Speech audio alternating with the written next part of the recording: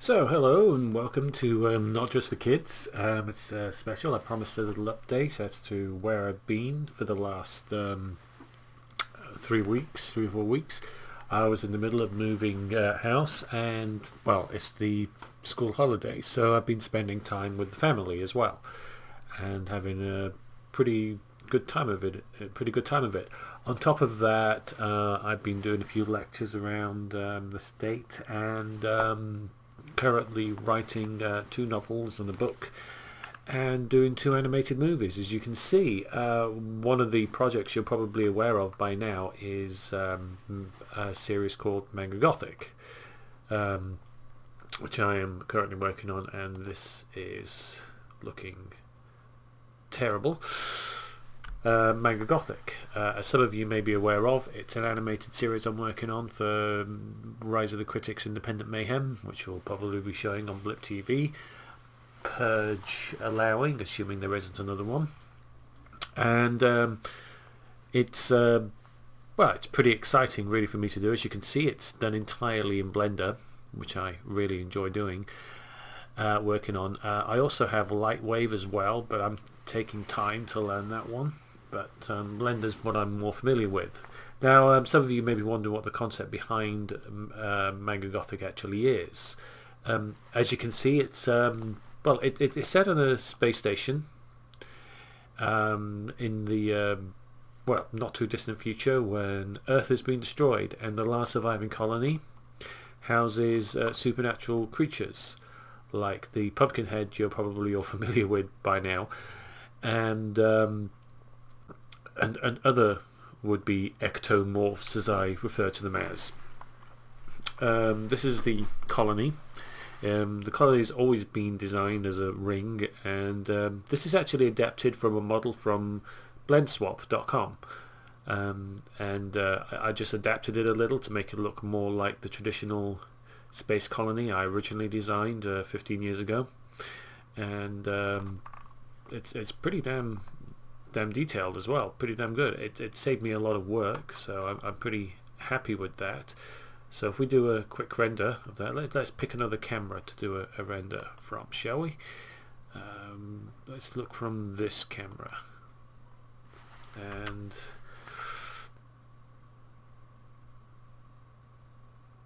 as you can see, it's pretty big, pretty slow in the render, but I can speed that up quite nicely. Very excited as to how it's coming out. I haven't put the stars in or anything like that. I'm currently working on a pretty big special effect for the 4-minute trailer, so you can get a little bit of more background as to what's really going on. So I'm pretty excited about that.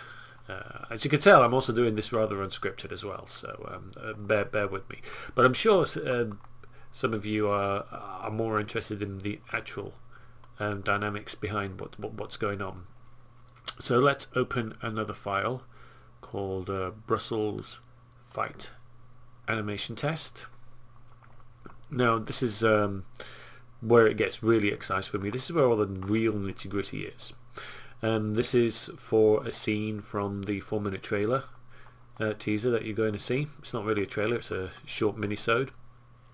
And this here you can see is Brussels, the Pumpkinhead kid, who has become rather the mainstay character of the show. Now, as you can see, he is fully rigged. Let's have a look. This is a rig that that comprises for the character, and he is IK rigged. Don't worry, I can mess that around. I won't mess up the animation if I do that. If you want to see how that looks if you can see, yep. But this makes it a lot easier for me to animate the character as a whole. To animate the character as a whole to make him look more realistic. Now, I could make a standard rig, but that would take forever with something called forward K motion, but that takes far too long to animate convincingly. This is what's known as an IK rig, an inverse kinetics rig, which means that when I move this hand, the elbow moves with it. If I move his upper body like this, let's click the hands as well so we don't mess it up. See, the legs stick to the ground, which is perfect for what we need and everything. So that makes things much more easier for me to animate with. So yeah. The other thing is his coat, which actually uses what is known as cloth dynamics, which is currently baked at the minute, but it takes a long time to render, so I won't worry about that too much. But I've given it a more leather look, a leather feel to it, so it actually works a lot. So it actually looks more convincing as a trench coat. If you want to see that in action, let's take a look at the camera. Camera, view, camera. So we'll play that so you can see how that looks. And as you can see, it's much more realistic. But the whole point of doing an animated show is not to make realism, but to make something more dynamic. And a lot of people kind of wonder, can you actually do great things on Blender? Well, yes, you can. I would recommend looking at a short film called Tears of Steel, which itself is made entirely on Blender, and it's a very convincing sci-fi classic. Or look for another film called Sintel, Big Buck Bunny, or Elephant's Dream, and I'll give you an idea of what you can do. I'm not going nearly as ambitious with this. I'm trying to go for a traditional toon look show,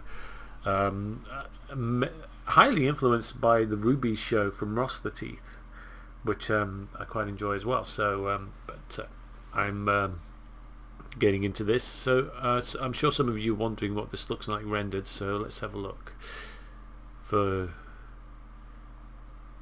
Yeah, let's take a look at that. So we'll give that a quick render.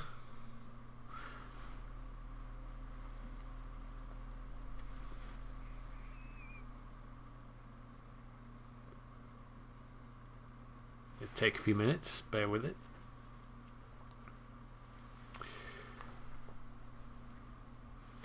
Now, as you can see, this has a sketchy look to it as well, other than the background. Thankfully, that's how layers kind of break things down for me. I'm going to do more special effects on this as it goes. We're going to have him fighting minions as well, and Rain is going to be in there as well. But the toon effect is actually done through an engine called Freestyle, which is very creative. And I'll give you a little example as to how creative that is in just a second. Freestyle is like a non-realistic render where it gives you this kind of like sketchy look and stuff. So people can actually do some pretty creative effects with it, toon-like effects. I'm going with this because it has a more gothic feel to it, which I quite like, and it brings out a lot more of the detail in the already basic characters. It makes them look a lot more detailed than they actually are. All this is actually low poly and also game ready as well. So these characters are actually also these very same characters you see here are actually going to be used in the computer game, which makes things so much easier with the cloth dynamics and the rigs and the actual characters. And they're all actually created from the same base character, which makes the rigging that much easier. So they're all from the same rig, they're also from the same base character. And it makes designing the characters a lot easier and a lot quicker. The textures are very basic, the materials are very basic. I'm not going into great detail with the show. I'm going to let the effects and the compositing deal with that. But as I said, I was going to give you a little example as to how Freestyle works. Now I can edit it here in the stroke editor and stuff, which makes things much more exciting for things. So if I wanted to, for example, I could change the color of the stroke right here. So let's give that a red color there and give this one a white color, and we shall render it again so you can have an example as to how it looks. Didn't exactly show it off, to the extent that I wanted to, but if those of you watching in HD, you can actually see a red tint there as well, which kind of adds to the feel you know, which kind of adds. Let's do something a little more. Let's do thickness. Let's exaggerate it a bit to 20, and then you can have a real look as to how useful it is. See, you could do an awful lot with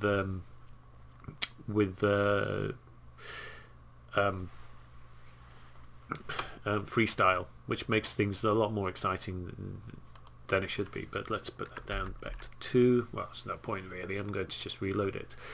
All this is actually a lot better than the built-in edge tool in Blender. As you can see, it hardly even comes out. You hardly see any details, and this is only at a threshold of 5. So I'm popular today. I've got a text, but it gives it a threshold of 5, but you can hardly see any of the details there. But let's give you an example of how really bad that can be. See, nothing happens, so I'm not sure why I'm bothering. Or maybe it's because, yeah, well, what would be helpful if I actually click the edge. So there we go. My bad. But to give you an example as to how bad the edge rendering is in this, let's render this. As you can see, it's not really. I mean, it's okay, but it puts in way too much of the geometry there, which I don't really need. So really need to show off. I mean, it's quicker, but it puts in way too much. So let's put that down to 25, and you can see another difference there.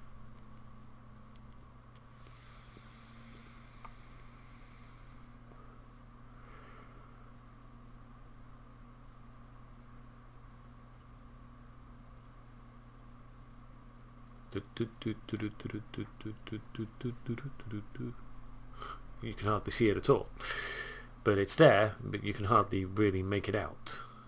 So yeah, you can see it just there and everything, but I'd much rather use freestyle. That's much more preferable to me. So let's open that up again. So there we go, everything's back to normal. And I've done several camera angles on this as well, just to make things more interesting when I put it into the video editor. So view camera.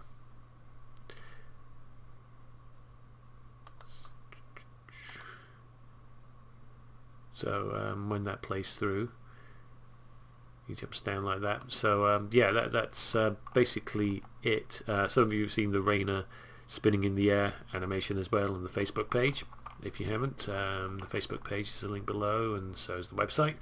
But that's what we're working on at the minute. We've got a lot of minions to go in there. We're going to have him fighting. We're going to have the floor exploding, and a bit more disco lights around as well, just to make it look really.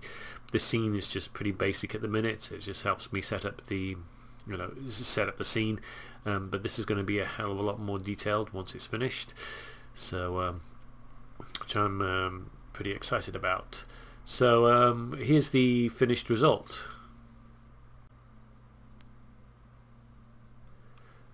So yeah, as you can see, it's not really a slower process as I was hoping, as I was thinking it would be. It's actually a lot easier than I thought it would be.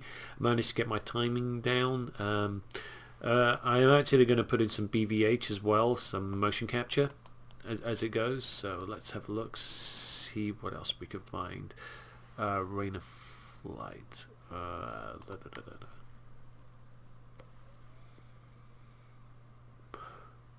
So yeah, I'm very excited about it actually. So this is my favorite, the Rainer elements. Here we go. Flight test blend, 3D view. Now this one I really liked doing. I don't know why it's playing backwards. But this is only about 3 seconds long, but this is one of my favorites. It took me a while to actually get the pose right and everything, but in order to get it looking right, it needed a lot more work. but I wanted to look more like an animated. Now, no one can really twist themselves like this in real life, but this is just to give you an example as to how it works. And the rendered view right here.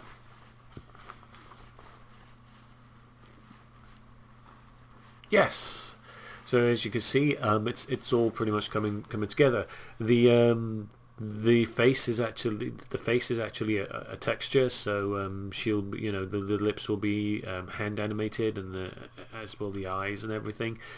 But I'm very excited about how all this is really coming together. So as you can see, it's all, like I said, it's all of them are just basically the same rig. At the end of the day, the same rig, the same model base and everything, and Raina doesn't have as much realistic cloth going to her, but this action is going to be so fast you're not really going to notice it. So yeah, that's basically what I've been working on at the minute. I've got a whole library of characters at the minute, putting it together, doing the storyboarding and the script writing. I've got several voice actors, and currently in discussion with the soundtrack as well. I'm hoping we can get at least the 4-minute